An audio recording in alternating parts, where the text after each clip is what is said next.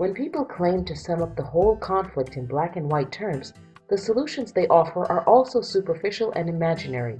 The Israeli-Palestinian conflict is long and deep.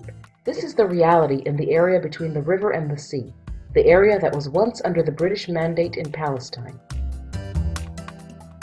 This is the State of Israel within the Green Line, the 1967 borders, 78% of the British Mandate area. The West Bank covers 21% of this area, and the Gaza Strip covers just over 1%. This is the resolution adopted by the UN Security Council after the Six-Day War. All sides accepted the resolution: the international community, the Arabs, and Israel. Resolution 242 is the basis of the peace process between Israel and the Arab world, including the Palestinians. Resolution 242 was the basis for Israel's peace treaties with Egypt and Jordan and for the Oslo Accords with the Palestinians. 45 years later, Israel built over 150 settlements for Israelis in the West Bank and Gaza Strip. Today, over 500,000 Israelis live over the Green Line. According to Netanyahu and the Likud, the Palestinians are supposed to make do with 60% of the West Bank. And some others argue that all the Palestinians and Israeli Arabs must see their future in Jordan. The Palestinians enjoy overwhelming support for a state within the 1967 borders. What possible reason would they have to sign up for any of these unrealistic plans?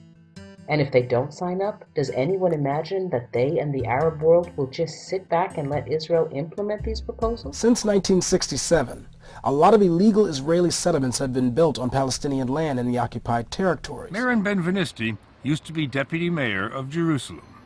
Israeli leaders and Palestinian leaders are negotiating a two-state solution.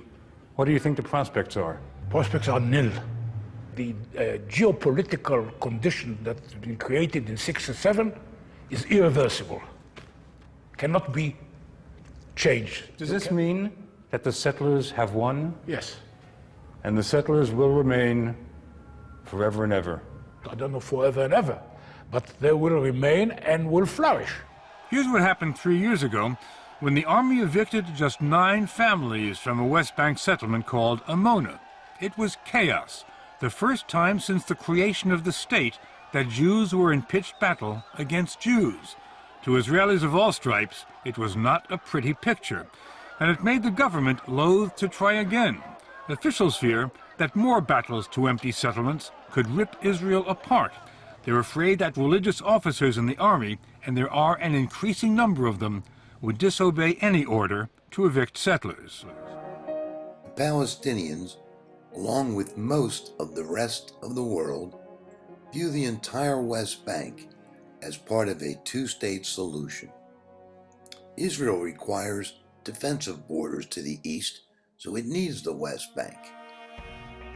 Without the West Bank, Israel is only 9 miles wide. And now there are 500,000 Israelis settled in the West Bank, and eviction is effectively impossible. So how do we get to a two-state solution? If the agreement is going to be land for peace, and the West Bank is excluded, then the land must come from somewhere else in Palestine.